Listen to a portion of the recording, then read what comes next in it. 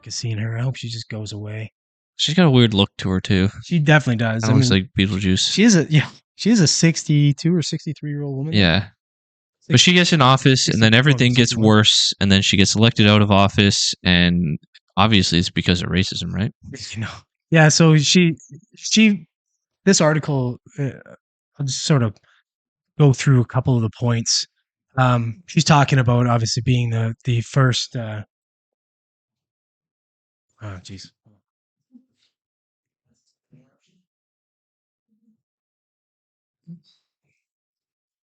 That was entertaining. I thought I turned it off here, but it went on my iPad. Sorry about that. Anyways, so she was the first LGBTQ person, woman to be thing, I guess, to be named mayor and to be elected mayor. And then she's actually the first to lose as the incumbent in 40 years. And she essentially blames what she likes, white people's fault. Well, what she likes to call dog whistling about crime in Chicago. Is at what, all-time highs? Exactly. So it's like complete bullshit. She's saying this white guy beat her because he dog whistled crime. He beat her by a fuck ton. Yeah, I mean, people don't like crime, and there's a lot of it under and you just allowed it too. Like, she was just like letting like Antifa and stuff create like autonomous zones. Well, the whole thing that's laughable about this thing to me, or her point of view, is essentially she's proud of how her team dealt with the COVID-19 crisis. Well, that's crazy because it was the worst in your city.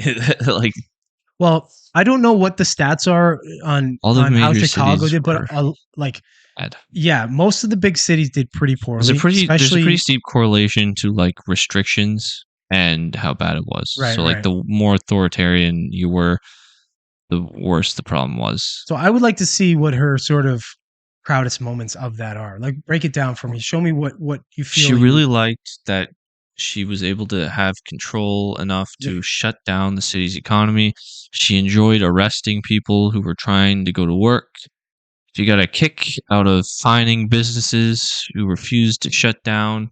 And she was good at being a hypocrite when she went and said that nobody could go and get their hair cut and stuff. And she did all that. And she said, well, I'm an important face of the community and I have to look good. Oh, so you mean basically you're better than everybody? Yeah. And don't do as I say, or don't do as I do. The law is what you're saying? Yeah, exactly. Yeah. That you have set out and enforced. They actually think that and they actually feel that way.